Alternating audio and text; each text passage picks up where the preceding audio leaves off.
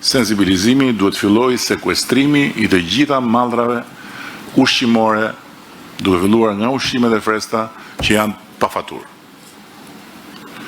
Dhe në të njëjtën kohë duhet menjëherë të pezullohet veprimtaria e AKU-s. AKU-ja duhet ndaluar me urgjencë që të vazhdoj të veproj, sepse më shumë se sa mirë bën dëm.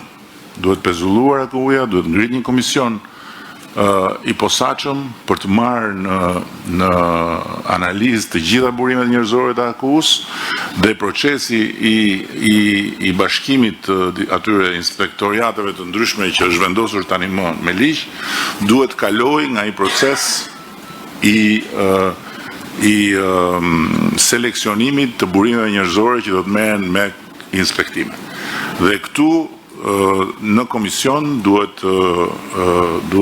jetë pjesë, duhet ftohet që të jetë pjesë Universiteti Bujqësor i Tiranës për të bërë një vlerësim serioz të burimeve njerëzore të AKU-s.